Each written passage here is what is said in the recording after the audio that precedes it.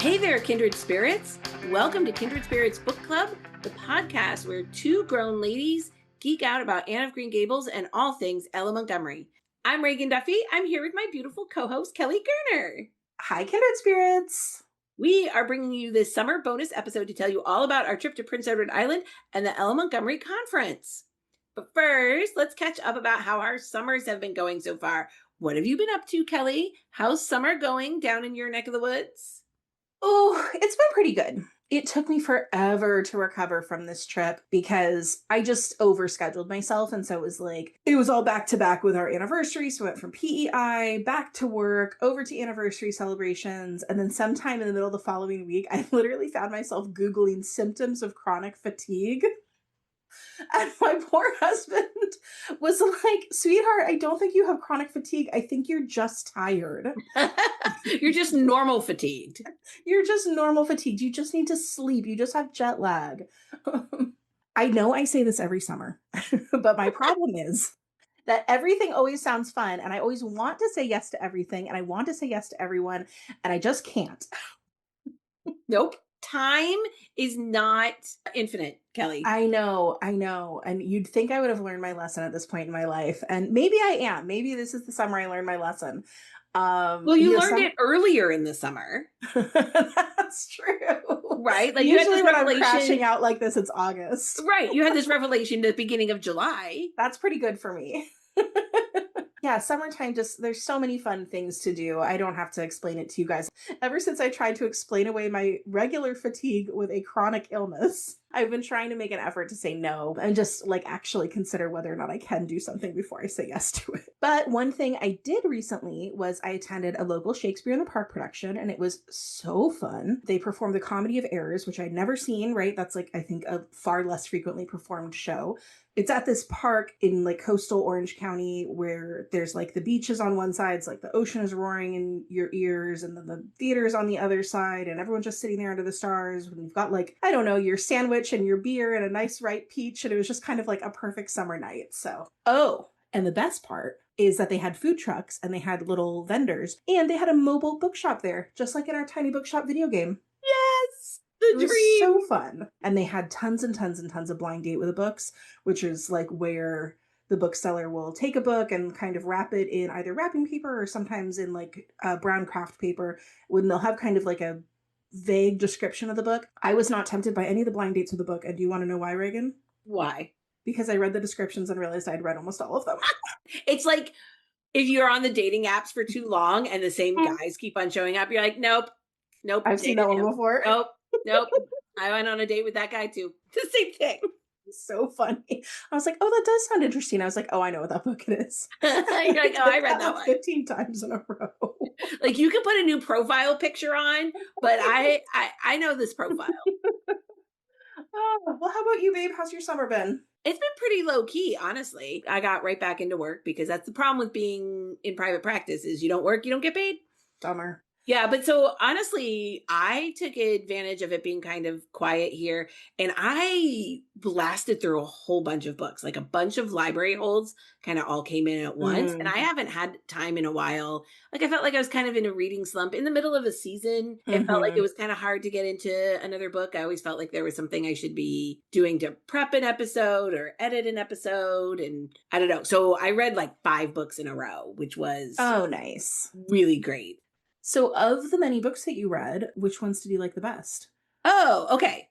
So I read, well, you and I were just talking about this. I read Yesteryear because everybody is reading Yesteryear. We both read Yesteryear. Yeah. I think you liked it slightly more than me, but it definitely blew both of our minds. I couldn't put it down. Finished it. It was really compelling. Yes, exactly. I finished it and I was like, I don't know how I feel. And I don't often like books where the main character is deeply unlikable the way that this one was. Oh yeah. But I couldn't stop reading. And so, yeah. So it was compelling. Let's see. What else did I read? I read Project Hail Mary because I really liked the movie. That was good. Oh, okay. Yeah. Oh, I read the last India Holton book in her Love's Academic series. Those are so fun. Yeah. I think it's The Antiquarian's Object of Desire. That was good. Mm-hmm. And what else did I read? Oh, The Teller of Small Fortunes, which is like a cozy fantasy. It's very D&D, like, hey, we kind of end up as like a adventuring party, unexpectedly, and we go along the way and we have little. Ooh. It's good. I really enjoyed it. The writing was solid. Sometimes some of those like cozy fantasies I've tried reading and I was like, I get the vibe you're going for here, but the writing is like, this is all idea, not good writing. Do you know what I mean? Totally. The cozy fantasy as like a genre, I feel like is still kind of finding its footing in some Yeah. ways. Yeah. Sometimes you find some authors that are really great, and that Mhm. happens to be the genre they're writing in, but their Yep. writing is really Yep. good no matter what. And then I read two nonfiction ones, kind of one related to the other. So the first one was Like, Follow, and Subscribe by Fortessa Latifi. And that's about influencer kids. And like, it's called Like, Follow, Subscribe, Influencer Kids and the Cost of Childhood Online. That's heavy. Yeah. Yeah, I've been following her like on Instagram for a while, and I just think it's very fascinating, the whole Mhm. family vlogging, family influencer kind of Mhm. lifestyle. And then that led me to read a book that's been on my to be read list forever, which is Momfluence by Sarah Louise Peterson. Ah, yeah. Which again, it's obviously talking about like momfluencers and kind of, and she's writing a lot of that is like, what is that doing to us as like consumers? As Mhm. well as like what's happening in like the momfluencer sphere. Both of those books are excellent reads, very interesting, leave me with lots more questions, Yeah, for which I sure. think they're kind of supposed to. Like they don't have the answers because we're still wrestling with what this means. I And a mean, in lot a of, lot of ways, this is like kind of a new phenomenon yes, still, and a right? lot of these kids are only just now becoming adults Yep. and able to, and we're not going to be, it's going to take a long time before we can sort of start parsing out what that means. Mm. So anyway, lots of deep thoughts there. Lots of deep thoughts. Okay, well, we could keep talking about books and all the grand issues of the universe forever, but we have a podcast to we have a podcast for you all today. So, real quick, thank you all so much for being here. If this show has become part of your life, one of the kindest things you can do is leave us a 5-star rating or review. It helps other listeners find us and it keeps this whole project going and growing. And we do like to reward our reviewers with a little thank you, our Kindred Spirits Book Club sticker for all of our listeners who leave reviews and who let us know that they did. Yeah, you have to tell us. You You have have to to tell tell us. us. And you can also find us on Instagram at kindredspirits.bookclub, where we hang out and talk about books basically all day, every day. Well, our kindred spirit of the episode is everyone who made our most recent trip to Prince Edward Island so memorable and fun. You will hear from some of them in this episode, but we are so grateful to the many people who gave us a warm welcome. Museum staff, tour guides, the conference organizers who worked tirelessly to host this massive event, the tech team who helped our events go well, all of our conference friends who put on amazing papers and cheered us on. And we just had such a grand time. It would not be the trip that it was without all of you. Yes, thank you all. And for our quote of the episode, we are turning to one of Ella Montgomery's journals, wherein she describes Prince Edward Island. She wrote, "Oh, my island is matchless, matchless. I feel that I did some violence to my spirit by leaving it. I belong here. It is mine. I am its own. It is in my blood. And there is a part of me that only lives here, this colorful little land of ruby and emerald and sapphire." And I have to say, Reagan, as we were exploring the island this trip, I think we really noticed that ruby and emerald and sapphire that she was referring to between the red roads, the rolling green hills, and the sparkling blue sea. Oh, absolutely. She does not oversell Prince Edward Island. Yeah, she truly doesn't. So, for our story club today, now that we are back from Prince Edward Island and the Ella Montgomery Conference, we want to talk about it with you guys. We hope you got a chance to hear our podcast that we recorded live from the conference with an in-person audience. And we'll talk a little bit more about that experience in a bit. But we also wanted to share with you some of the details of our trip. If you want to live a little vicariously, or you want to get some ideas for your own trip to PEI in the future, we kind of divided up the trip into two chunks. And the first half, we did like PEI and Ella Montgomery tourism stuff. And then the second half, we did the conference. First of all, it is such a long trip to PEI from Los Angeles. It is the reason why we don't go more often. We did a red-eye flight to Montreal, and then all we see of the Montreal airport is through a quick dash through customs to a different terminal, carrying all of our bags, and we made it just in time for our flight to Charlottetown. We kept laughing about the fact that our rental car this time was a white Bronco. 90s kids will know. 90s kids will know. But as we accidentally took a few detours down some of PEI's famous red dirt roads, turns out we were glad we had it. Yeah, that Bronco served us very well, I have to say. And I think we got our timing just right for this trip, Kelly, because the lupines were everywhere. And I do not remember that from last time. That we probably saw some, but everywhere we went.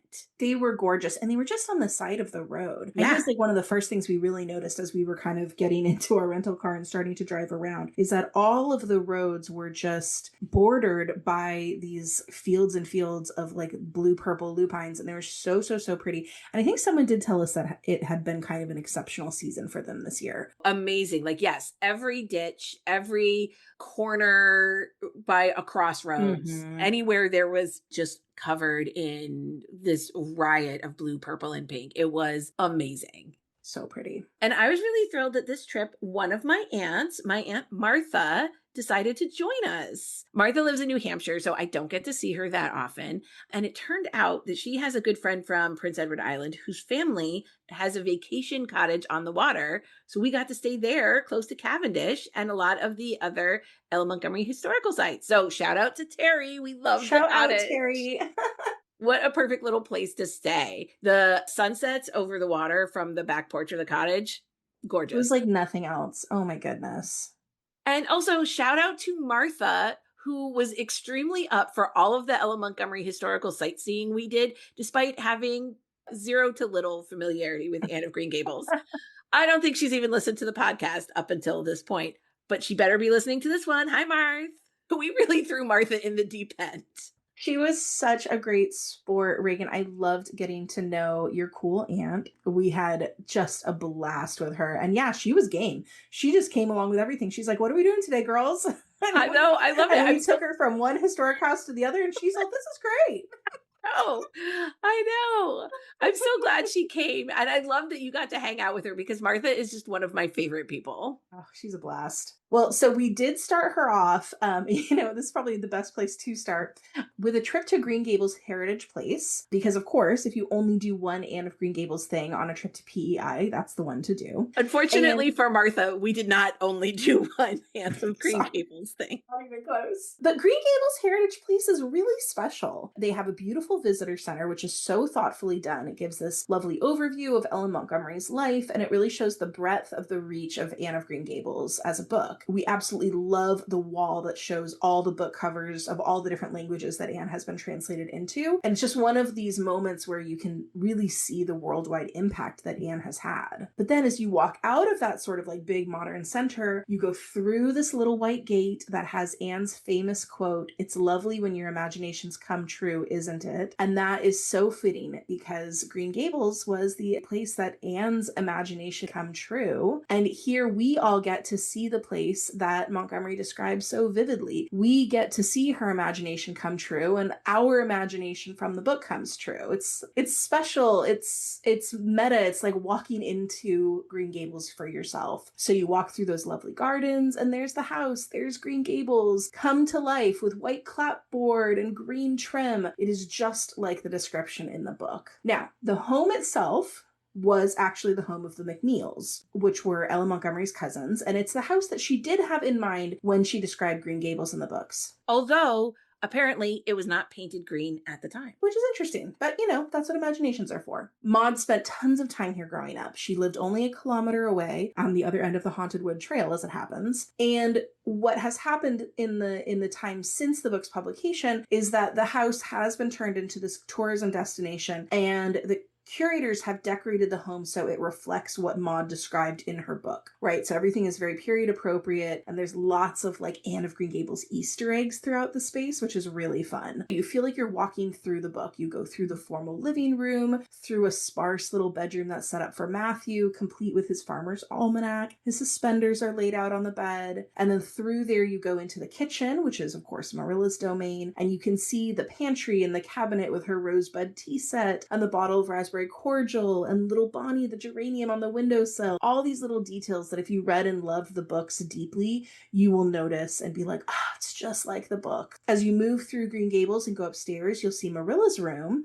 There's her shawl with a little amethyst brooch. And then Anne's room is just wonderful. It's full of all these special little moments. You have her puff sleeve dress of brown Gloria, the geometry books, and her broken slate, the plain dresses that Marilla had made for her all kind of laid out in her bed. Her carpet bag is on the floor, and there's a blue jug full of flowers. So it really is so thoughtfully put together. I think you can walk through the house and experience it like you were Anne. Honestly, my favorite part of a trip to Green Gables, though, is the trails. So you can walk along the real Lover's Lane, which was a place that Montgomery herself loved to walk. And there are signs all along the way that have relevant quotes from the book as well. And then you can also walk the Haunted Wood Trail. And it really does feel like you're going to spot Anne and Diana just disappearing around the bend at any moment. And if you follow the Haunted Wood Trail all the way to Montgomery Park, there's a lovely statue of Maud and her favorite cats. Maud is posed, lifting her face to the wind, her eyes closed, how we imagine she must have been in a moment of the flash, which is what she called her moments of deep inspiration. And you can continue from Montgomery Park to walk to the McNeil homestead, which is the house where Montgomery lived, once stood. And then you can also walk from there to the church and the post office and the graveyard where she's buried. So on our way back from the McNeil homestead back to Green Gables, we were walking down that Haunted Wood Trail. And at this point, it's getting kind of late in the day, and it was getting very foggy and drizzly, and it was super atmospheric. And I tell you, we were there 2 years ago. We walked that exact same trail, and I was like, okay. But this time around, we fully understood why Anne called this the Haunted Wood, because all of a sudden we came to this grove of fir trees, and it was so just like spooky and dark, and it was really something else. But fortunately, no ghosts of murdered children snuck up on us, so we made it out safe. I will say though, our next day, moving along through our trip, was pretty chilly and rainy. We definitely got a full spectrum of PEI early summer weather. The thing about it is though, is we love rain. We love rainy days. We get so little of it in California, so we were happy. So this day we did a few Montgomery things that we hadn't done previously. But this was like our road trip day. We drove out to the Biddeford Parsonage Museum, and we got the loveliest tour from Lynn Dean and Janice Trousdale. The Biddeford Parsonage is where Maud lived for a year, actually a little less than a full year. She taught there at the Biddeford School, and she boarded with the minister's family. And now that house has been turned into a museum, restored to reflect what life would have been like at the time. It's really like a hidden gem of a place, apart even from Ella Montgomery tourism.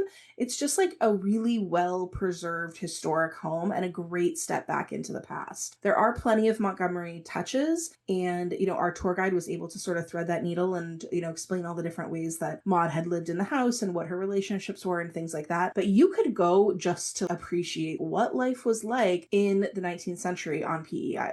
The Biddeford Parsonage is just this lovely yellow house with a view of the bay from its porch, and it's been historically restored back to the original footprint, and they have done such an incredibly precise job with this. There's historically accurate wallpapers and textiles, period-appropriate kitchen, and even the staircase.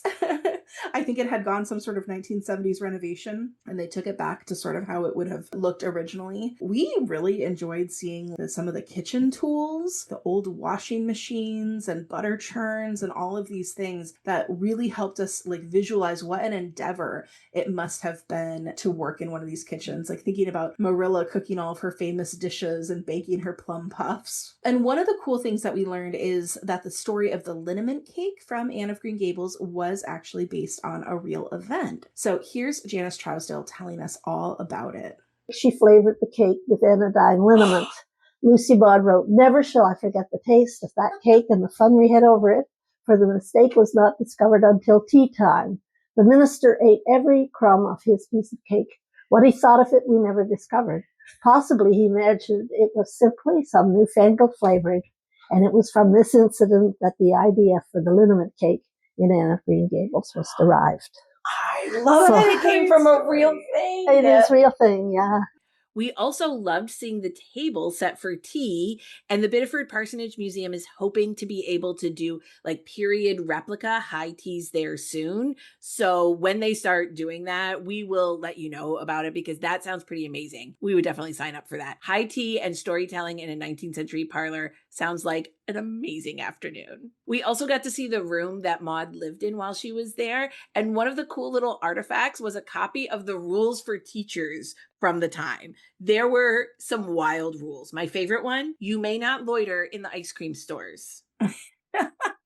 So the museum is small, but really thoughtful, and it gives a wonderful insight into what life would have been like at that time. If you have time to pay it a visit, we definitely recommend it. And the ladies there were so sweet, and as we finished our time there, they pointed us to the Tyne Valley Tea Room, where we headed afterwards, and we had the nicest cream tea there. Amazing scones topped with the cream and jam, and so many different kinds of tea to choose from. So if you're in that area, that's called Tyne Valley, that area, you should definitely check them out. It was a perfect rainy day pick-me-up. After our delicious little tea, we stopped briefly in Summerside, which is the town where Anne of Windy Poplars is set. And, you know, Reagan, I have to admit, I didn't really see any houses that evoked Windy Poplars for me, but it was a very cute little town anyway. We stopped at the Ep94 Arts and Culture Center, which wasn't on our radar. It was sort of like a random stop. We had a little bit of extra time and we're like, oh, let's check this out. And I was really glad we did. It was kind of like a small but mighty little art gallery. And at that time, they had this really fascinating exhibit of art from local school kids on the island who were sort of engaging with different visual art forms as a way of storytelling. And it was just so fascinating to sort of see their lived experience as Prince Edward Islanders through their art. Definitely not something that I think we could have predicted, but I really, really enjoyed it.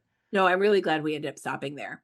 Yeah. And then later that afternoon, we went to the Lower Bedeck School, another schoolhouse where Ella Montgomery taught, and we had a lovely tour from Doug Sobey. Now, the Lower Bedeck School actually used to be located about 2 kilometers away from the site where it is now. It had been falling down in disrepair, and so it was moved to the park across the street from the Bedeck Historical Museum, and now it's been fully restored to its sort of like period accurate state. So you can get a tour there, and it's really fascinating to see what it looked like. There's some very interesting exhibits. Our favorite was about Maud's secret romance with Herman Laird that occurred while she was teaching at the Bedeck School. And here is our tour guide, Doug Sobey, telling us all about it. Lucy Maud Montgomery and her time in Bedeck. We tell it in this particular panel. It was a sort of time of emotional upset for her, or at least complications, perhaps is a better word, emotional complication, because she was engaged to Edwin Simpson at this time, and he was a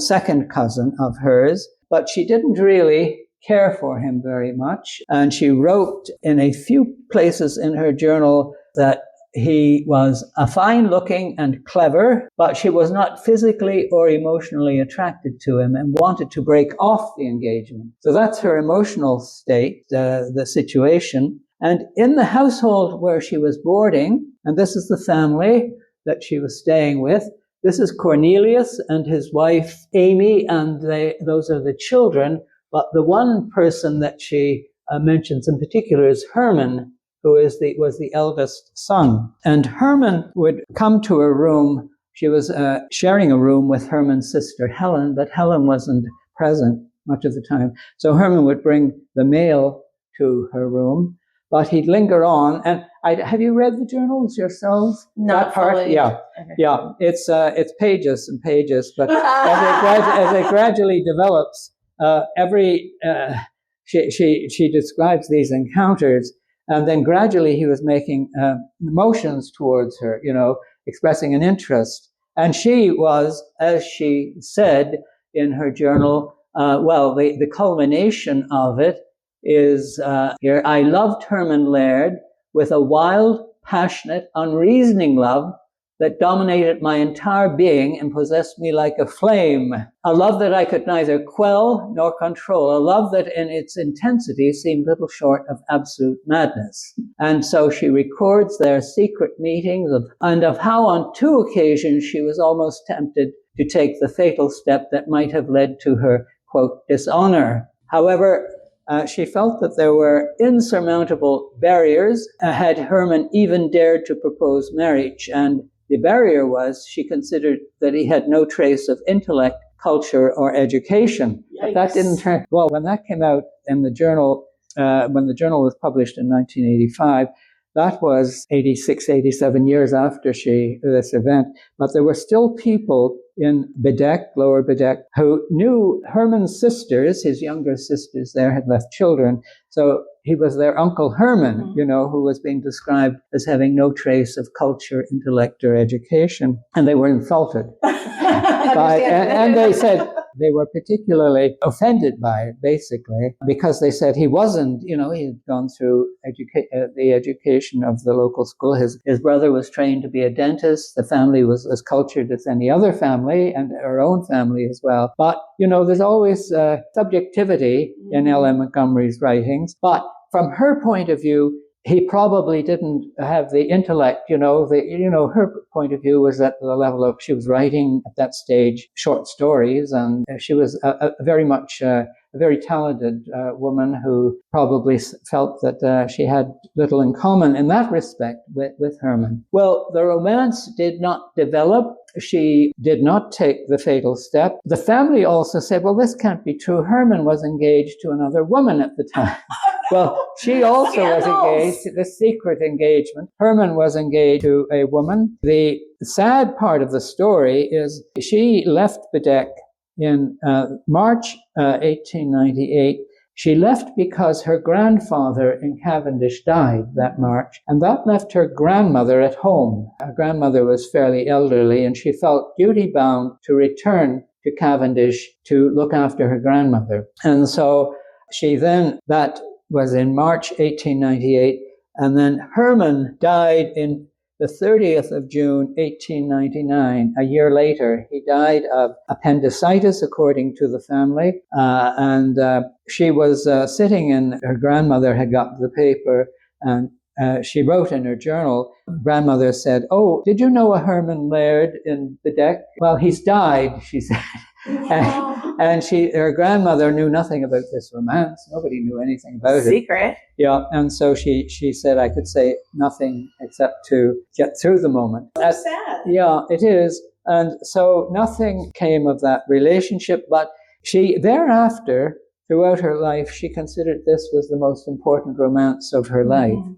Yeah, we love a romance around here. One of our other favorite things we learned while we were at the Lower Bedeck School was that one of our favorite stories from The Story Girl, which is How Betty Sherman Won a Husband, is based on a real story of Maud's ancestors. Like, how cool is that? That literally came straight out of her own family history. It was such a funny moment because Doug was telling us the story, and as he was telling it, Reagan and I were kind of looking at each other being like, wait a second, we know this story. Yeah.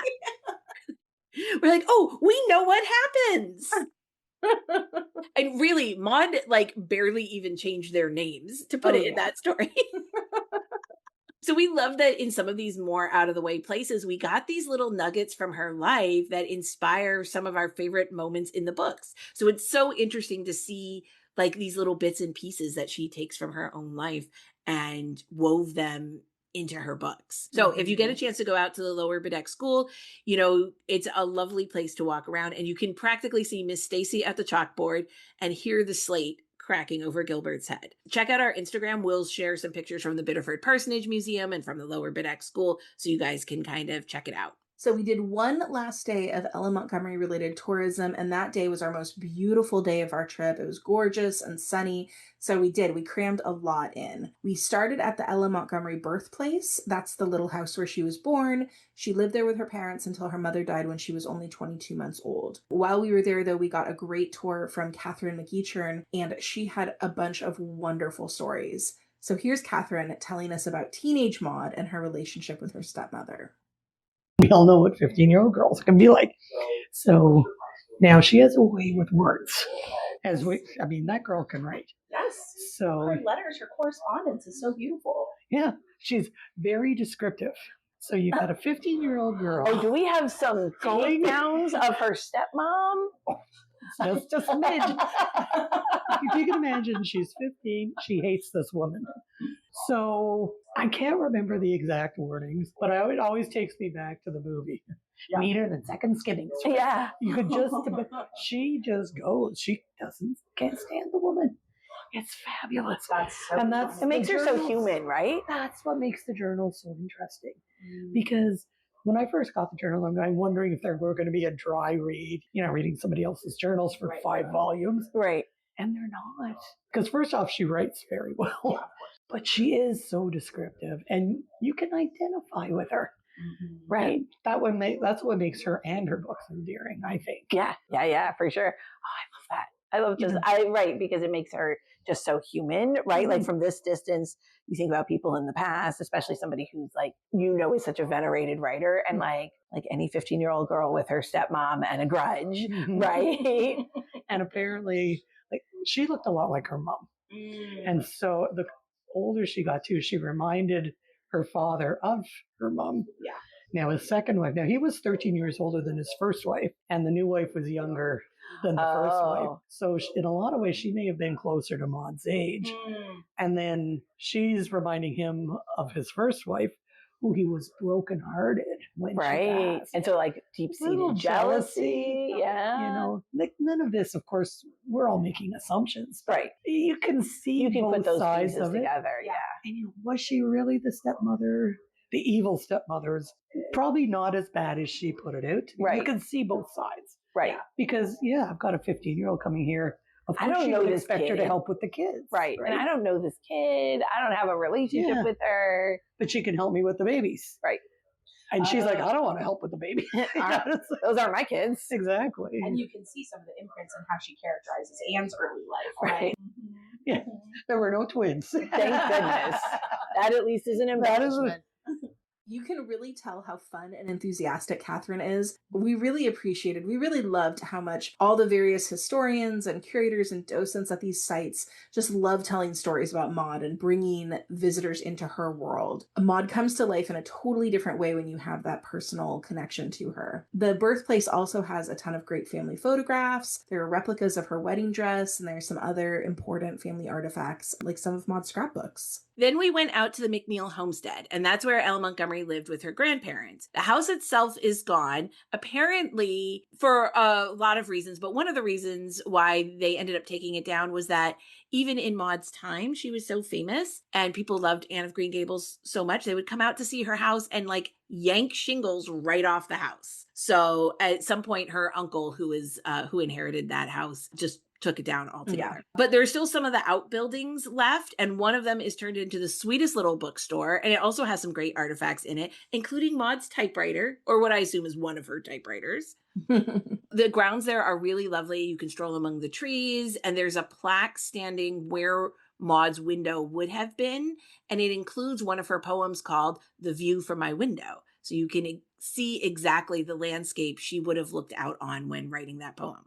We also popped by the post office. It's a real post office, and it has a little exhibit inside about how the mail worked in Maud's time, the probable journey her correspondence and manuscripts would have taken. Maud's grandparents ran the post office out of their kitchen, and Maud would help them. And that way she was able to send out her manuscripts and receive rejection or acceptance letters without anyone else knowing what she was doing. Anne Shirley wished she could have had that kind of privacy when she was sending out Averil's Atonement to magazines. And if you mail someone a letter from that post office, it's stamped with a Cavendish postmark that has Anne's hat and braids on it. Yeah, I just got my postcard actually in the mail last week. So definitely took a minute to get here, but it was very delightful all the same. After we visited that post office, we stopped for lunch, and then at Cow's Creamery, it was time for me to get my Heated Rivalry themed Cows t-shirt. So we've talked about this on the podcast before, but Cow's Creamery is known for these kind of funny pop culture punny t-shirts. And this one features hockey playing cows with the caption, "Hooved Rivalry." I love it dearly.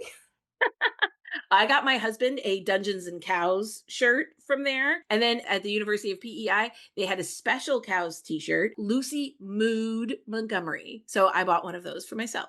We love a good pun. We love a good pun. So we wound up our Anne Tourism Day with a trip to Park Corner and the Anne of Green Gables Museum there. Now, Park Corner is the house of Maud's Campbell cousins. This is where her favorite cousin Fred lived. Maud was married in the parlor here, and the house is full of family history. And this truly, you guys, this ended up just being such a fun day. It was a return visit for us since we had been able to see the Campbell family home on our first trip, but this time we were returning visitors with a lot more context. And now one thing to really understand about Park Corner is that Maud loved this house. She referred to it as the wonder castle of my childhood and based many of the locations in her books on the land surrounding the house. Most memorably, Barry's Pond in Anne of Green Gables, better known as the Lake of Shining Waters, was inspired by the pond at Park Corner. It truly is like this picturesque little lake.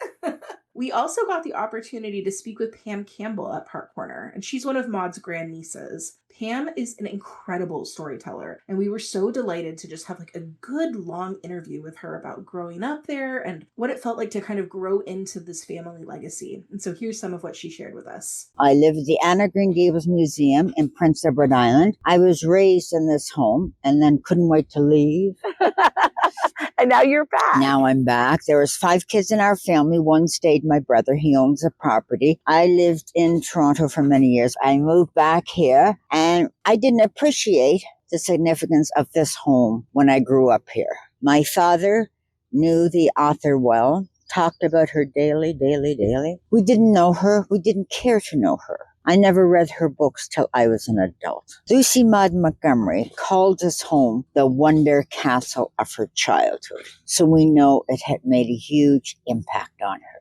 Her aunt and uncle, John and Annie Campbell, were my great-grandparents. They built this home, and she said they were like a mother and father to her. Growing up in this home, if you'd have said to me, maybe one day somewhere down the road, you may have people from LA coming here to interview you. I'd have said, pardon me? I don't think that's ever going to happen. My father had a vision, always, that motor coaches come here because of Aunt Maud. I could not imagine it. My mother could not imagine. Neither could my sister or my brothers. My father passed away when he was 56. My mother was a school teacher and opened up the museum to the public. For the first 2 years, she didn't charge anybody. Come in and visit. If she was here, fine. If she wasn't, fine. Nobody took a thing. Amazingly. And my brother and his family, they took it over as a business. So today, people from all over the world pay to come to visit this home, which is unbelievable, really. And it's all because of Lucy Maud Montgomery. She wrote journals, very detailed journals. She tells you everything about this home, the good and the bad in our family. Come on, tell us a bad story. I was not really bad. Just a little bad. She wasn't overly fond of my grandfather Campbell. She felt he was spoiled and probably was the only boy, 3 sisters. Back then, he would be considered infallible, shall we say. Got it. Also, she loved my great aunt, my grandfather's sister Frederica Campbell. She said she thought of Aunt Fred as her confidant and closest connection, intellectually and emotionally. They got very sick here at the German flu. My grandfather passed away. A couple of my father's siblings passed away. And Lucy Maud's beloved, dear Aunt Fred went back to Montreal and passed away from the Spanish flu. Oh my goodness. And I know that was devastating for her. Totally devastating. She just never really gets over Frederica's death. In her journals, she goes on and on and on about Frederica's death. And her favorite book that she wrote was A Story Girl, and she dedicated it to Frederica here, Campbell. Yes. So we have the Lake of Shining Waters here from Anne of Green Gables. We have the bookcase she writes about in Anne of Green Gables. We have the Pat of Silver Bush book space here. Story Girl, Golden Road. We have the bookcase from Anne of Green Gables. So every day I wake up and I say, wow, where are you coming from today, folks? We get Japan. We get all over the world. Every country in the world comes here because of Anne of Green Gables. Isn't that a legacy? Unbelievable. Breathtaking almost. Yes, I'm very, very grateful that every day people come and pay to see us. It's amazing. Right? You see the books translated Japanese, Hebrew, Slovakian, French, Mandarin. It's just amazing, yes. Yeah. Yes. What do you think it is about Anne that no matter what country or culture you're from, people relate to her and people love her? Why? Why Anne? Why Anne? I think Anne overcomes. We've all felt like Anne. We don't like ourselves. We want to change. But it doesn't matter. Use your mouth and your brains. You're going to make it. So I think all cultures identify with that little girl We want to be something. We want to speak. We want that freedom. We want to experience nature like Anne did. We want to feel love like Anne did. Anne's different, but that's okay if you're different. It doesn't matter. You can proceed in life. Anne was skinny, which was wrong. Anne had red hair, which was wrong. Anne had freckles. Everything was wrong. But Anne had her mouth and brains. And I think it's a wonderful inspiration for a young girl, for anybody. You know, you can make it. It doesn't matter. Just try. Be the best you can. And that's why I personally think, yes. Yeah. And I think that was the same with the lady that created the book, Lucy Maud Montgomery. Her mother died when she was 23 months old. The father moved to Western Canada. Back then, we're not to be educated women. We weren't allowed to vote in Canada at that time. She didn't care. She wanted Anne to come alive. She kept pursuing and pursuing. Her grandparents didn't want her to write. For some reason, her Aunt Annie Campbell's family here encouraged her to write. Her mother's other sister, Aunt Emily, was not fond of her writing books. And so I think maybe there's a bit of Lucy Maud Montgomery in Anne that I want to achieve. I want to show you I can make it. Yes. You know, Anne has a gift that's been going for 118 years to different cultures all over the world. And we are extremely, extremely, extremely grateful for that. And I appreciate you coming from LA to talk to me. Wow. Pam, you have been a delightful interview. I could sit here talking to you all day. I know. If you got any more stories, you got to give them to me. Well, I can tell you one. My grandmother named one of my aunts Janet Elizabeth, because she loved the name Janet Elizabeth. Then Lucy Maud Montgomery stepped in and said to my grandmother, "Oh, Ella, please name her after me. Call her Lucy Maud." So the family, okay, fine, let's call her Lucy Maud. That was my dad's sister. And when she was little, she was a namesake, and she was like Maud herself. She never liked the name Lucy. She always went by Maud. And in Canada, we had a big department store called Eaton's. And every year, the Eaton's catalog would come to this home for my Aunt Maud. Not the rest of the family, Aunt Maud. Aunt Maud could pick out whatever she wanted out of the catalog. And Lucy Maud Montgomery made sure it was sent from Toronto to Prince Edward Island for her namesake, Lucy Maud Campbell. Wow. Wow. Isn't that something? That's a really cool story. I don't know what my other aunts thought about it. I know, they're like, it's kind of not fair. It's not our fault, right? But that's how it was. And I had another aunt who was very fond of jewelry. So when their Aunt Maud would come here in the summers with her husband and two children, Chester and Stuart, to visit, my one aunt spied the jewelry. Now, you remember, they're living on a farm here. Their dad had died. Money was not that... Little tight. Money was a little tight. Yeah. So here comes Aunt Maud from Ontario with jewelry. So my aunt was after the jewelry all the time. And she'd say to Aunt Maud, "Oh, Aunt Maud, I love that jewelry. It must have cost you a fortune." And Lucy Maud Montgomery said to my aunt, "No, Georgie dear, this is out of the 5 and 10 cent store." But to my aunt living on a farm in PEI, it was worth millions. Yeah? Yes. They would come home in the summer, her sons, and they went back fishing one day. Campbell children, my dad and his sisters, and they all went fishing with Lucy Maud Montgomery's son. And one of my aunts got caught in Chester's privates. So she dragged him home from the woods with a fishing hook in his private.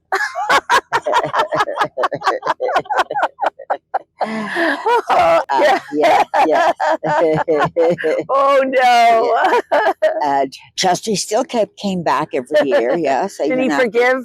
He forgave, yes. Okay. And that aunt went on to become a nurse in Boston. Yeah. 2 generations of males died young in this house, and that is why the same furniture is in the home today. Mm-hmm. Were we in love with that furniture? My grandmother, my mother, I cannot say they were. But at that time, they couldn't afford new furniture, and my mother was a school teacher, and education was her main concern. So that's why everything has remained as it is. Okay. Yes. So my brother has children. They will take over running the business. So hopefully it'll be in our family for another 250 years. I hope so. I hope you guys keep on passing down your stories and your memories and giving all of us a chance to come and see this little bit of history. Yes, it's amazing. It's wonderful, wonderful, yes. After our interview, Pam set us up with a buggy ride around the property and past the Lake of Shining Waters so we could pretend to be Anne driving home to Green Gables with Matthew. And I have to say that Matthew's buggy ride is a super fun little side quest if you do head out that way. So we're getting in our buggy. We asked our buggy driver what his name was, and he answered Matthew. And we were like delighted by this coincidence. And then he appended it with, for the next 22 minutes, after 4 p.m., I'm lol. Icon. Lol. He was such a good sport. So that night we went out to dinner at the Dunes, which is a restaurant and art gallery with many beautiful gardens around it. The food is great. It's beautifully presented. And all around the restaurant area are all these like rooms of fascinating and gorgeous crafts, jewelry and paintings and statuary and ceramics, pretty much anything you could think of. So of course we had to do a little shopping. And one of the things I ended up buying was a piece for my house of like kind of ceramic art for the wall. And then as I was going back through my photos from our previous trip, I saw that I had taken a picture of that exact piece 2 years ago as like oh, maybe I'll go back and buy this. Never went back and bought it. And then 2 years later, I did go back and buy it.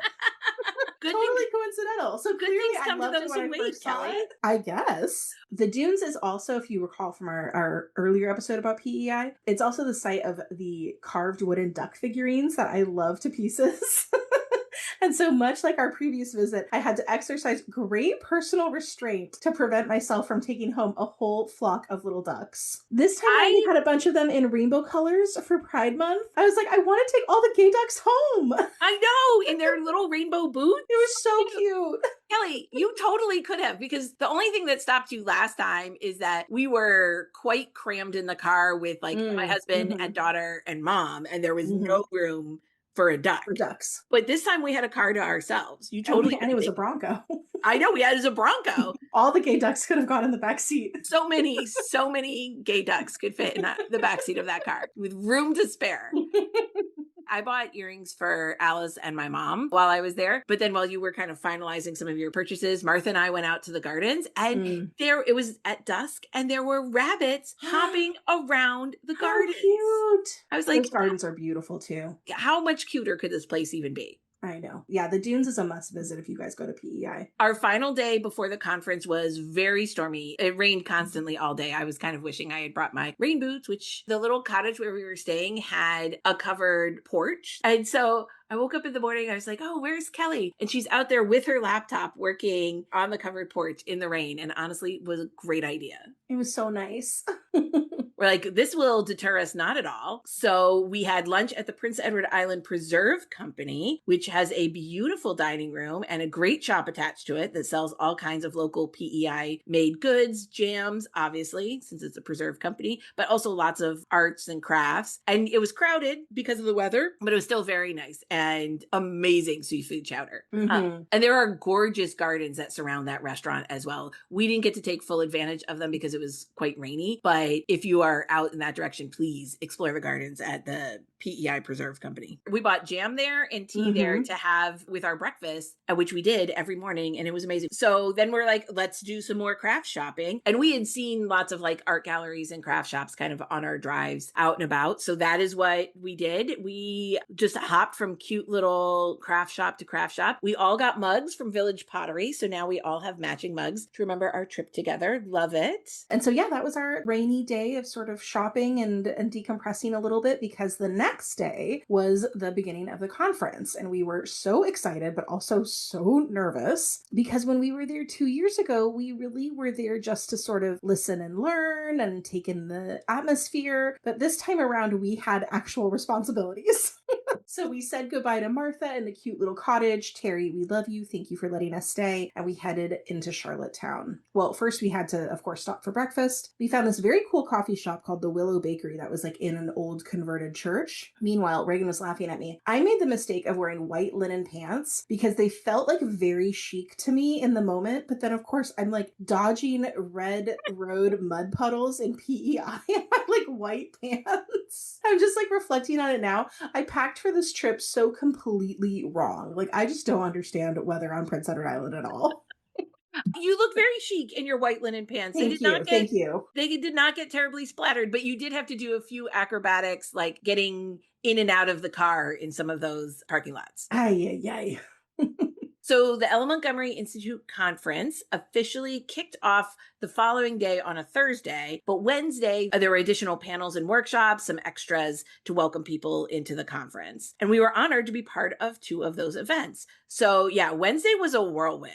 Yeah, it really was. Kate Scarth, who you have heard on the podcast many times before, and who is the chair of Montgomery Studies at the University of Prince Edward Island, Kate was hosting a workshop on teaching Ella Montgomery in the 21st century, and she invited us to participate. And it really made us pause and consider like whether we think of ourselves as teachers or educators, because what we think we're doing a lot of the time with this podcast is just like being enthusiastic and sharing that with listeners. But of course, you know, in doing that, we are teaching, right? We're teaching by learning in real time. We're teaching by sharing our ideas and insights, and we're teaching by opening up our conversations to people with expertise from all over the place. So we were really excited to sort of share that story and the growth of our podcast with the people in the workshop and just talk more generally about how podcasting, when done well, can really be an educational experience. Also presenting at that workshop were educators who are doing lots of very interesting different things with teaching, some of whom are using like the digital space to teach about Ella Montgomery, or teaching about Anne adaptations, or Anne as fantasy, or using Anne to learn about sociology. Mm-hmm.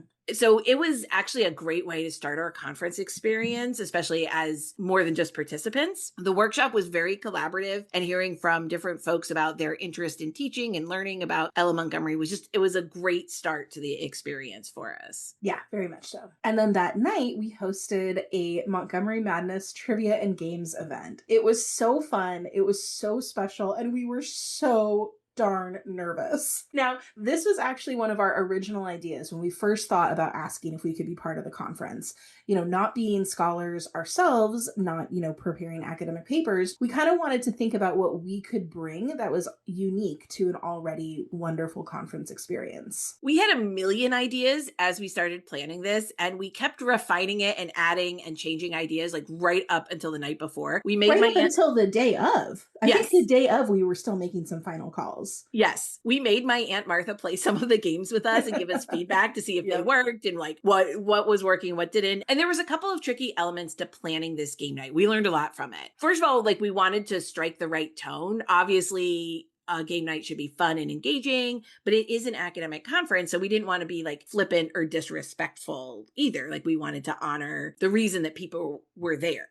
Mm-hmm. And having it be the evening before the conference officially started, we thought that this could be a fun way for attendees to get to know each other, especially if they were new to the conference or staying in the dorms or traveling solo. And we wanted a mix of trivia and other games that didn't all rely on deep knowledge, so everyone felt like they could participate. We didn't want people to feel like, oh, I don't know enough to be able to come to a trivia night. We wanted everybody to feel like they were welcome. And let me tell you that Ella Montgomery lore is both broad and deep among the participants too. To prep, we ran some of our trivia questions past Andrea McKenzie, who's a scholar you have heard from in this past season. She was hosting a virtual trivia night for virtual participants kind of at the same time. And questions that we thought were really difficult, she thought were easy. Questions that we were labeling as kind of easier ones, she thought might be harder. So it just goes to show how hard it is to get a good mix of questions, because there's so much to know about this world and these works that it's hard to get a good balance. And I think we did end up with a good balance in the end. I think so too. And I think part of the struggle there is there's so many access points for people with Montgomery. Kind of depending on what your access point is, your understanding is going to be really different. Yeah, we spent a lot of time trying to figure out what the right balance was. One of the other tricky things is we had no idea how many people would be attending. Yes. So that meant we had to be prepared for anywhere between like 5 people and like 50 plus people. We needed enough content to take up 90 minutes no matter how many people showed up. And we needed all of our games and activities to be able to either like scale up or scale down on the fly, because this kind of thing really, like if you get a really chatty group, you might only get through 10 questions. If you get kind of a quiet group, you can easily move through 30 questions in that time period. Fortunately, we had a very engaged group. But no, that was really the thing. And in fact, we had designed or had some ideas for a bunch of games, and we had to toss them out because we realized they just didn't scale well, right? We had certain things that were like, okay, if we had a group of 10 people, this would be great. We would have so much fun. If we had a group of 50 people, this would be great. But if it was too small or too big or whatever, it wouldn't work. Right. So we had to think pretty strategically there. And ultimately, I think we ended up with about 40, which was a good, sweet place to be in. And about halfway through, some more folks joined us. So I think we kind of lost track. We were very like in the moment. Reagan was sort of running the technology. I was sort of walking around the room and like trying to engage with people a lot. It really took a lot of focus. And then we had an extra tricky element that just added to our nerves, but ultimately was very, very exciting. Megan Follows came to game night. Oh my God, Kelly, I'm still not kind of over that. I'm grinning even as I say this. It feels surreal. So Megan, of course, who played Anne Shirley in the 1985 CBC miniseries. She was the keynote speaker for the conference, so we knew that we might get to see her around the conference, but about a week beforehand, we were given the heads up that she wanted to come to our game night. And then we didn't sleep for a week. Pretty much. Pretty much. That was an additional level of nerves for sure. But obviously, you guys, she was absolutely lovely. Yes, an angel. She participated in all of the trivia and the games. She stayed at the end to take pictures with anybody who wanted to with the other game night attendees. Yeah, it definitely, a lot of, I think, dreams came true in that moment. It was really special. She was such a good sport, and she was answering questions and really engaged. Like, she wasn't just there for the photo op. Like, she was like, no, I'm having fun at game night. She was so fun. Yes. So we came up with a couple of different game ideas. So to alternate with rounds of trivia, we didn't want it to be just trivia. We wanted to have a couple of different things happening. So I set my husband to work building some interactives, aspects where folks could vote from their phones and then we could see live results. So honestly, let's pause a moment to give Steve a serious shout out here from the Kindred Yay, Spirits. Steve. Oh, we love you. Because not only did he program all of the interactive voting and created some games from scratch, he also made 50 bookmarks to use in the prize packages with our logo on one side and iconic quotes on the other using his laser engraver. So Steve was the MVP. I mean, just for real. Oh, behind the scenes superhero. Mm-hmm. So one of the things we did was we did two different like bracket style voting rounds. If you think about like March Madness, where we started with like 16 items and like gradually narrowed it down to like a grand prize winner. Yeah, like a tournament. Like a tournament, yes. So we did a round of voting for our favorite iconic Anne Shirley quote, and how fun to have Megan Follows there as Anne Shirley. And then later, we also did one where we were voting for our favorite supporting characters in the Anne books. So those turned out really fun. Yeah. Our top Anne Shirley quote ended up being, "Isn't it nice to think that tomorrow is a new day with no mistakes in it yet?" And I think, Kelly, correct me if I'm wrong, I believe our supporting character winner was Mrs. Lind. So it was down to Miss Stacy and Mrs. Lind in the end. Those were the two in our final round. And I remember being incredibly surprised by that. But then when I realized that everybody in the room is like an educator, it kind of like clicked in for me. But Mrs. Lind is just such an iconic character. I mean right? I voted for her. So, and that's the thing is like, I don't have a picture of that moment and I wish I did. I thought for sure I would remember everything. And then it turns out to be a blur. We ran the bracket so many times in terms of like figuring out bugs in like the game system. Mm-hmm. And every time we play it, it's Mrs. Lind. So I can't remember, I can't really remember. Maybe we just love Mrs. Lind. Oh, so speaking of beloved characters, we also did like a character quiz. Think like kind of a Teen Magazine quiz or a BuzzFeed style quiz. And the idea here was to find out which one of Ella Montgomery's like main characters, main heroines you are most like. So we had so much fun coming up with that quiz. And if you go to our Instagram, there's a highlight called Game Night. So if you want to take that quiz yourself, you can go ahead and do that. We also gave out like super cute little stickers that match the answers once you discovered if you were an Anne, a Pat, an Emily, or a Valency. So those are really fun. And I will say that one fun detail is that Megan played that and did not get Anne. I know, right? Turns out she's more of a Valency Sterling. I can see it. And then our last activity, and this was one we threw in absolutely last minute, we did advice time. And what we did was each table got a question written to the advice column, Dear Kindred Spirits. The questions were from characters from the various Ella Montgomery books, writing in with their book conundrums. And each table got a few minutes to come up with an answer. And then they shared their question and answer with the whole group. And the one that made us laugh the most was the winner. Yes, it was very unscientific, but it was really, really fun and funny. funny. People were so creative. Yeah, I really wish we had kept all of the answers. They were all hilarious. Yes. We kept a few of them, just like they were left on the tables when we were cleaning up, but we didn't have all of them. And I wish we still did, because I would love to share some of those. Well, we told them we were scoring based on who could make us laugh, and everybody definitely tried and succeeded. Yes, exactly. They knew what they were doing. Knowing that we were doing some voting from our phones, we wanted an activity where we knew for sure that they would be interacting with each other and like working together as a team. So it was also really fun because, we had them read their questions and then their advice responses out loud. And I think a lot of folks really leaned in and enjoyed being sort of like the Dear Abby of their table. There was like a lot of kind of performances happening as well. It was very fun. Everybody was such a good sport. And I think at that point, we'd been doing this for, a little bit, and people were in a good mood, and it was the vibes were great. Yeah. We'll have to share some of the questions. The questions we can share on our Instagram. So take a look there in the next couple of weeks. We'll have to share some of those and see if you guys would like to answer some of our Dear Kindred Spirits questions. Mm-hmm. So all told, we ended up doing 3 rounds of trivia with 5 questions each. We ended up with a super, super close game, and it ended up coming down to one of the bonus questions. Fortunately, we did have tons of prizes ready, so everybody did get a prize. It was so much fun to do, you guys. And I think we put a lot of pressure on ourselves to do it right, but we should have known that all the conference participants are just wonderful, generous, enthusiastic people who were going to have a good time no matter what. I mean, they all came in ready to laugh and ready to be pleased, and that it really showed. I think folks really enjoyed themselves ultimately. I mean, we got lots of positive feedback, and it was definitely chaotic, I will say that. But overall, it was a blast. I wish we had thought to take more pictures, but it all moved really fast in the moment. And we got to see Megan Follows play trivia. And we got her to autograph our copies of Anne of Green Gables, the one that has her photograph on the cover. So those are our new prized possessions, and we feel very, very lucky. So after this, we were riding the high of adrenaline. Oh, yeah.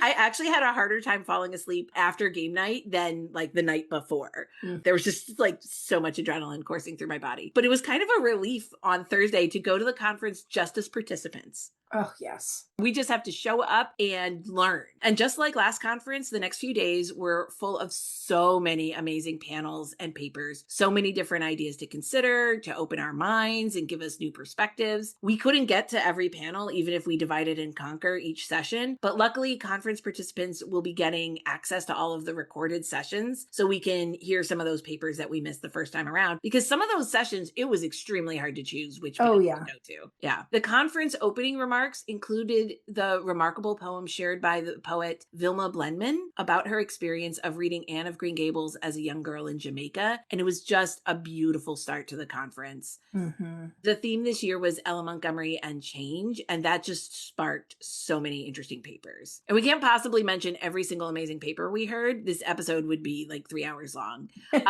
Yeah. But Kelly, did you have any favorites? It's really hard to choose. And I have to say, I think one thing that I noticed more this year than when we went the previous time was how interdisciplinary the conference presentations can be. Like, lots of the scholars were combining sort of other areas of study and expertise and applying them to Ella Montgomery's works, which, now that I think about it, is perfectly apropos for the theme of Ella Montgomery and change. And I think maybe the best example of that for me was a paper from Professor Kazuko Sakuma, who's a scholar from Sophia University in Tokyo, Japan. Her paper is called Guardianship and Gendered Politics in Ella Montgomery's Contemporary Fiction. And what Sakuma Sensei researched were the laws of child custody and guardianship during the time of Jane of Lantern Hill, because she was trying to solve the puzzle of who would have had legal custody of Jane, which I'm just like, first of all, who reads that book and that's what they're thinking? But it was actually really fascinating as a question for me as a lawyer. I was like, wait a second, how does that work? And so what she ended up finding is that the law on Prince Edward Island at the time was in conflict with the laws in Ontario at the time. And if you remember Jane of Lantern Hill, her dad lives on PEI and her mom lives in Ontario. So the question of which parent actually had legal authority over Jane was unresolved, both in the context of the book and in the context of like contemporary laws of the land. And Sakuma Sensei made the point that over the course of the book, Jane herself is sort of bridging the gap in those laws, like bridging the geographical gap, bridging sort of the emotional and romantic gap between her parents, but also like literally bridging the legal gap. It was such an interesting paper. Oh, that's interesting. That is not one that I went to. I think that was a session that we split and we went to different panels. One paper that I really enjoyed and I'm still thinking about was called Love That Journey for Me, Changing Mind and Mindsets in Schitt's Creek and the Anne books by Tara Parmiter. She compared the Schitt's Creek TV show with Anne of the Island. And once you see how Philippa Gordon and Alexis Rose are similar, like you can't unsee it. Yeah, that was a really fun one. And I enjoyed Tara's paper this year so much because it showed me how broadly you can interpret the themes of the conference, right? Like she had this very fun idea that was heavily inspired by pop culture, but she just ran with it. And it ended up being this like really thoughtful and interesting approach to like a relatively minor character's growth arc. I don't know. I thought it was so brilliant, so like funny and accessible, but also quietly brilliant. I mean, that also just sort of like sums up Tara Parmiter. Yeah, right. I know. We have got to get her on the pod. We just need to find like the right episode for her. Yeah. So another paper that really changed the way I thought about one of Montgomery's books was Catherine Maggiorotti's look at the Blue Castle through the lens of fairy tale and folklore. That whole Blue Castle session was great, but I especially loved how she was sort of specifically referencing in the Bluebeard story and comparing Bluebeard's room of murdered brides to Barney Snaith's secret room. But she was also sort of connecting it back to attitudes about whether partners should keep secrets from one another and like what Montgomery would have thought about that and what she was sort of, thinking about when she was writing the Blue Castle. It was really, really interesting. Yeah, there were 2 full panels of papers related to the Blue Castle. Mm-hmm. Of course, we went to both of them. And I loved all of them. I just love how many different ways there are to think about any one of these books. Yeah. I also loved there were several different papers on queerness in Ella Montgomery's books. There was a panel that had several papers looking at queerness through different lenses, as well as a keynote address on Friday by Kate Slater. So good. That was really good. There's going to be some very interesting elements from some of those papers that we might have to come back to when we are talking about Emily that both Kate Slater referenced and Leslie Clement referenced in her paper. So Friday night, we got to go to the book launch for friend of the pod, Kate Scar's book, Romantic Suburbs, and Sarah Emsley's book, The Austins. And also, Kelly, speaking of books, how is your bank account doing? Because the Bookmark bookstore had an amazing pop-up shop at the conference, and we maybe spent way too much money filling out more of our collections. Can I tell you a story about my bank account, Reagan? Sure, tell me. I came back from this trip, and for a few days, first of all, as I said earlier, I was suffering from what I believe to be chronic fatigue syndrome. So for several days, I opted not to look at my bank account, which is not like me at all. Like I'm actually a little obsessive and I usually check my bank account daily. But I went about a week without looking at it. And then finally I was like, Kelly, you have to face the music. You have to see how much damage you actually did with all of your pottery and jewelry and all of the meals we ate out. And all the meals we ate out and everything. And you know what? It was bad, but it wasn't that bad. And I was trying to put it together and then I realized, Canadian money. Canadian money. Thank God for Canadian money. Thank God for the exchange rate. It was bad, but I was expecting so much worse.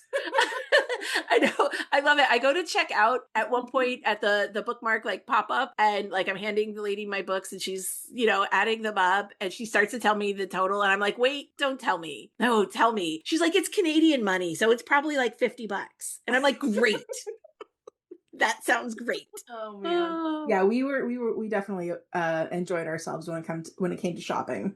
I know. And of course, this made it even worse for our bank accounts, but good for us. One of our favorite artist, Brianna Core Scott, you guys heard from her, not this past season, but the season before in the episode called The Illustrated Anne. Mm-hmm. She was there with all of her amazing art. She had illustrated books and gorgeous merchandise. I got a tumbler with her Anne of Green Gables pattern on it for all my iced coffees. I use it every morning. And Kelly got one of her gorgeous scarves. I've already worn it a couple of times. It's so pretty. Yeah, it was so fun to get to catch up with Brianna in person too. She is a delight.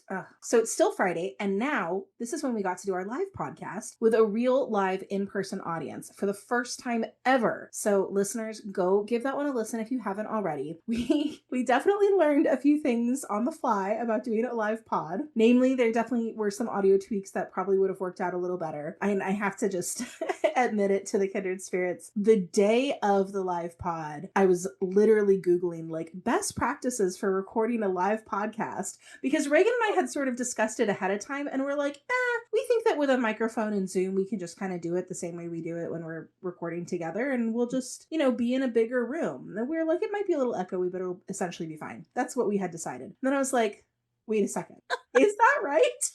It ended up being like 80% right. It is fine. Is it the best audio quality we've ever had? It is not. But, you can definitely tell that we were having a lot of fun, and now we know how to do it better next time. Yes, exactly. Well, I think our big mistake, which we did not realize until later, was that we should have changed the setting to like original audio so that, because I think what happened was that we wanted to use Zoom, which is how we usually record, for the noise dampening, because we just knew that there, there'd be chairs shuffling and, people dropping things and doors opening and closing. And that's a lot to take out. And Zoom naturally does a fair amount of like filtering that stuff out on its own. What we didn't realize is that it had a hard time with applause. It didn't know what to do with that. And sometimes it had a hard time with like audience laughter or things like that. It was trying to like, it couldn't tell whether or not it was supposed to filter it out. So when you listen to it, know that it actually was like much more lively and raucous than it actually sounds. Yeah. People were very super engaged. Yeah. People were very engaged. How fun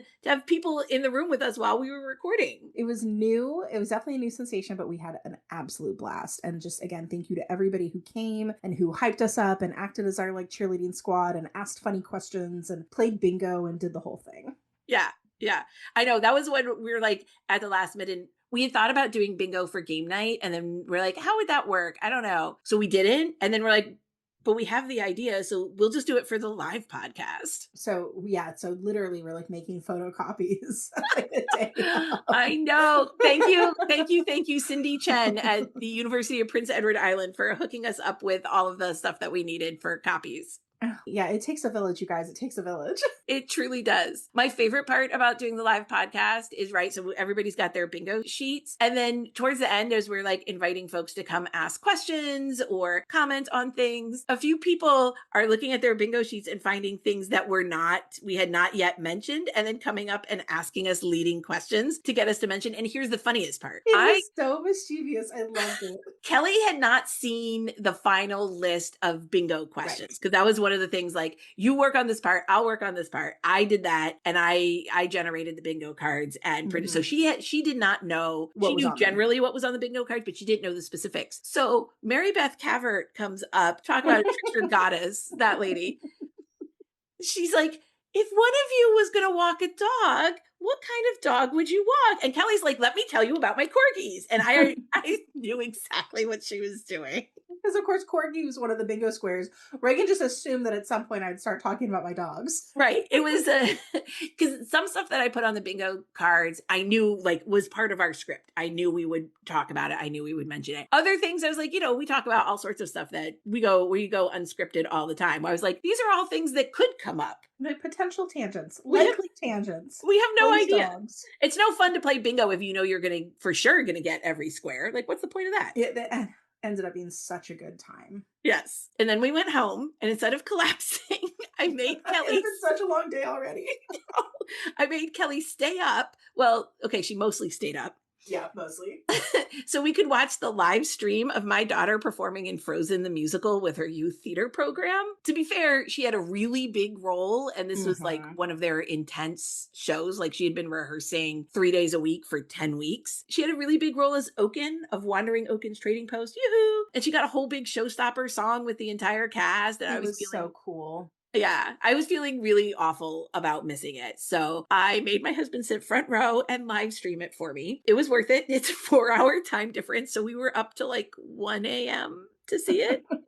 Good news, she absolutely killed it. She killed it. It was honestly so fun. We were exhausted. I truly was like napping on the couch for much of the first act. And then Reagan was just sort of like punching me in the arm whenever her daughter was on stage, which honestly, that was exactly what I wanted. That was perfect because those are the parts I wanted to see. And her big number was amazing. I mean, it was, time well spent. I'm also like the miracle of technology. I know. Live streaming a performance, across the country. Like, that's amazing. We live in the future. I know. It was incredible. I made all of the audience for our live pod before we get started do a quick selfie video with me to wish her break a leg. And I sent it to her, and she was actually very, very delighted by it. She was like, are those all your conference friends? And we're like, yes. It was a great day. It was a long day. I think I'm still tired. This was the day that sparked my chronic fatigue. Exactly. And we couldn't sleep in the next day because Saturday was Megan Fallow's keynote speech. And you knew we were not going to be missing that. This is the only thing that people actually had to line up for. Like most of the conference panels, you wander in, you sit anywhere, whatever. Oh no, we lined up so that we could all get good seats. Yep. And everyone was just so thrilled to be there. And I think, did they say 11,000 people were watching it virtually? Crazy number. I mean, it was well attended in person, but virtually it was a big deal. It was a really wonderful talk. She shared about her experience with filming Anne and kind of how it followed her after, the way it impacted her career, especially as her version of Anne just quickly became iconic.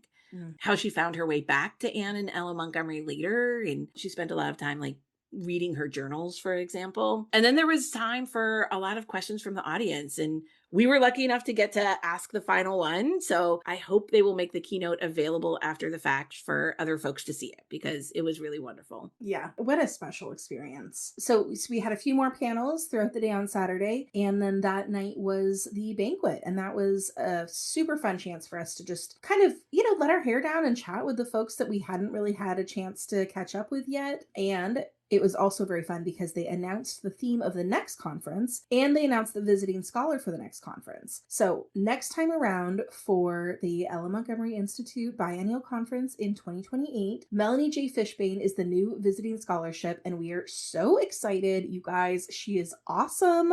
She is one of our favorite people in this community. We cannot wait to have her on the podcast soon, and we know she is going to throw a great conference. So she got to choose the theme, and the theme is going to be Ella Montgomery and love, which we are so excited about. I'm so excited about. Kindred Spirits, what do you think? Do you think that we could just sort of like submit a big collage as like an ode to Gilbert and Barney for the next conference? Just like an art installation? Yes. So Saturday night was a great night. And then the Sunday closing session, came too soon. That plenary session was actually sort of like 4-in-1. It was 4 papers from several of our favorite scholars. And in fact, later this summer, we are going to have Kate Scarth come on and share some of what she talked about. She did a very interesting talk about how Anne comes up in other works of fiction and sort of like what that's all about and what that symbolizes and why we can't let go of Anne. Melanie Fishbane, who we were just talking about, she spoke about book boyfriends. And you wouldn't think you'd ever hear Gilbert Blythe and Edward Cullen from Twilight in the same presentation, but she made it happen. We laughed. It was great. Laura Robinson talked about Kat Sandler's Anne of Green Gables play at the Stratford Festival, which we've spoken about quite a bit on the podcast, so we loved that.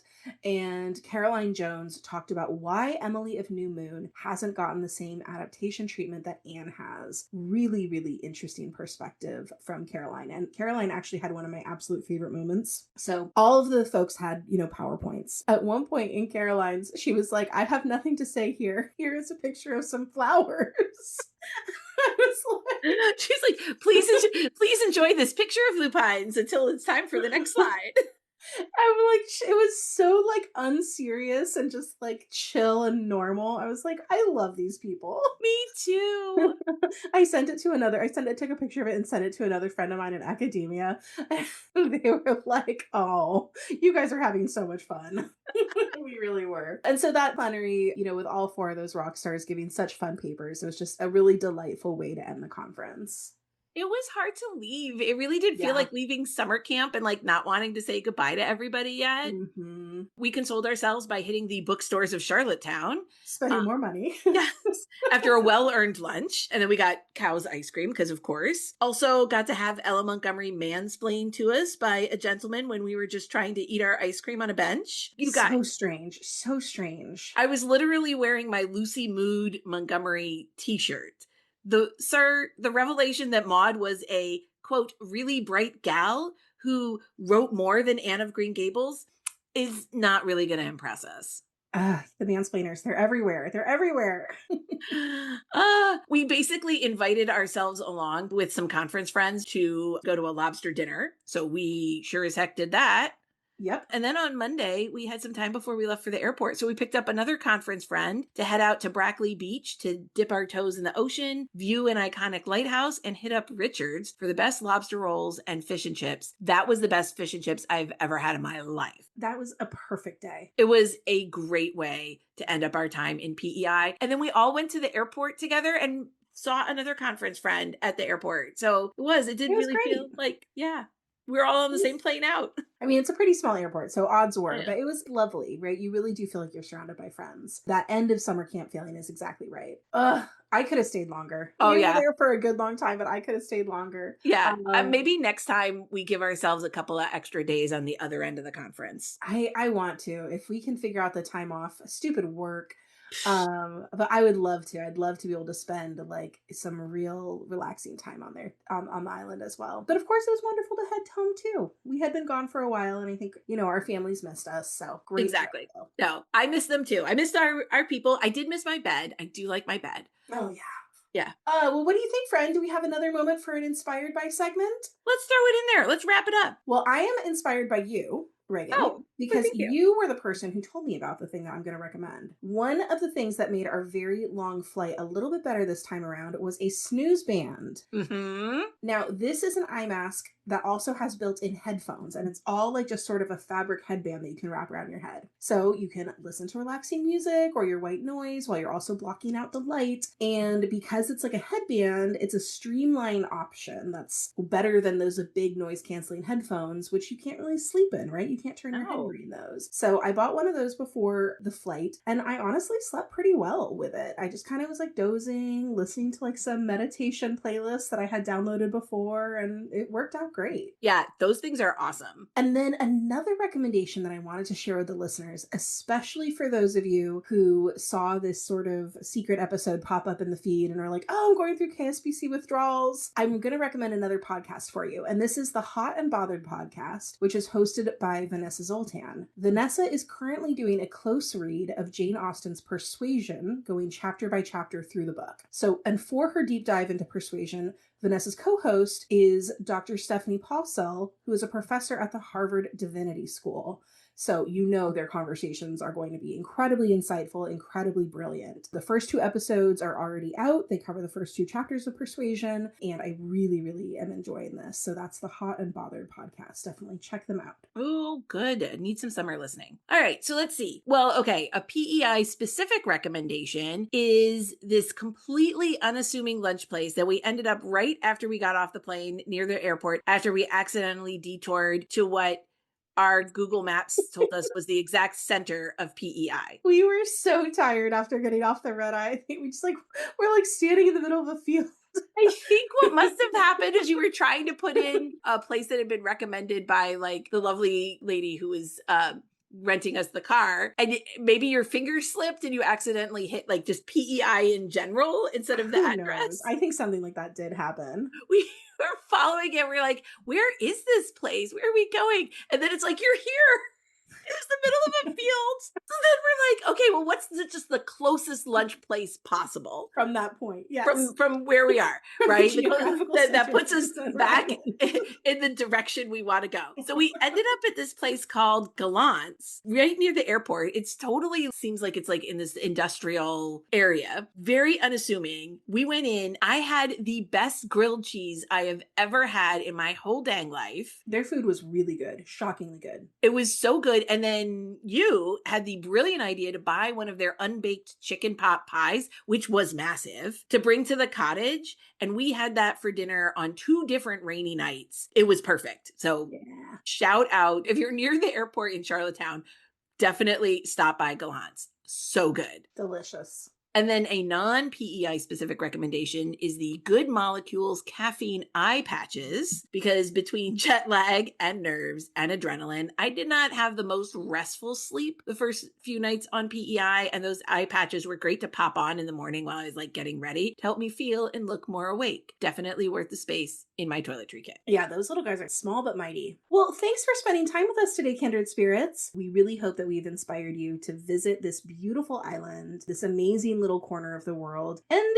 maybe to engage with the Ella Montgomery community even more. You know, as you can tell, we have found this to be so rewarding over the past few years, and we invite you into this space with us. Now, keep your eye on your podcast feed because we might have a few more bonus episodes to come over our summer hiatus before we get into our next season, which is going to be all about Emily of New Moon. If you'd like to support the podcast, the simplest way is to leave us a 5-star rating or review, or tell a friend about us over on social media, or by word of mouth. We take word of mouth. Every review and share helps new kindred spirits find their way here. And if you would like to get one of the little stickers from us as a thank you for reviewing us highly, please reach out to us either at our email at kindredspirits.bookclub@gmail.com, or you can DM us over on Instagram at kindredspirits.bookclub. Thank you everybody for listening. Bye, kindred spirits.